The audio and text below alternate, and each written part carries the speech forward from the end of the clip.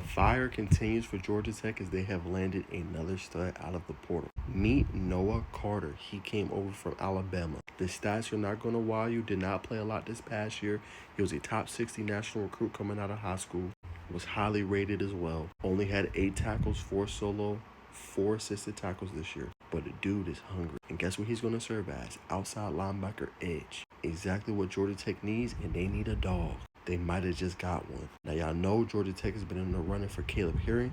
Obviously, Miami and Texas are beginning to kind of stand out a little bit. But this is massive for Georgia Tech and them trying to land who they want to get. And this now is the 3rd Alabama transfer. Now, Alabama has been in the media in terms of, oh, the team not the same without Saban and this and that. But Georgia Tech, the pipeline from Alabama to Georgia Tech, is starting to kind of come surreal now. We've seen it with Jalen Mbakwe. We've seen it with Joseph Ayanata.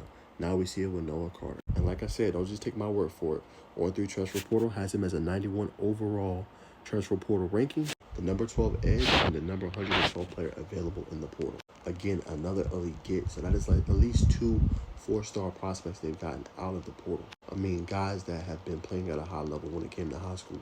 So what does this come down to? It comes down to Ken Jess Simpson, who is still on staff, Ken Kyle Pope. Can they develop the edge position? Now, key guys have not hit the portal for Georgia Tech. When you look at Amontre Bradford, Andre Fuller, Christian Garrett, we'll see what happens there. He's under the same agent now that was under Philo and all those guys. So we'll see if they can continue to land him. And he doesn't go anywhere to the portal. But if he does, I think you might just be all right.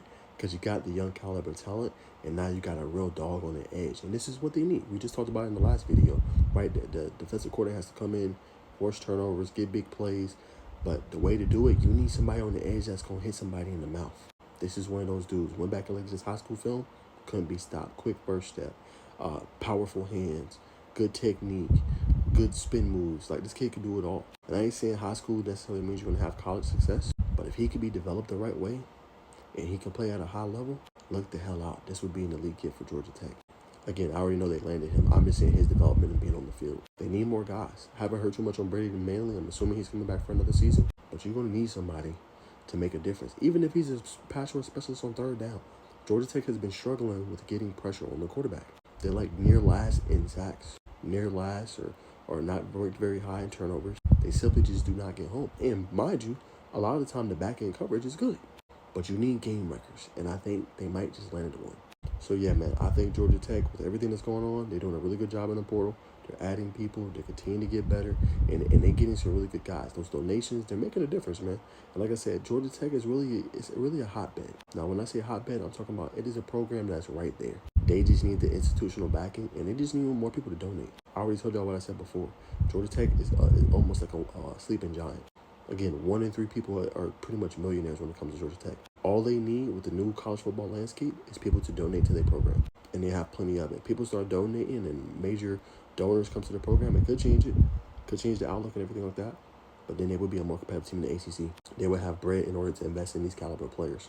And that's all you need at the end of the day, and that makes a difference. Who wouldn't want to play for a team that produces that and allows you to be in Atlanta on the big stage? Just makes too much sense. So this one, I'm going to rate it a B+. Another good gift for Georgia Tech.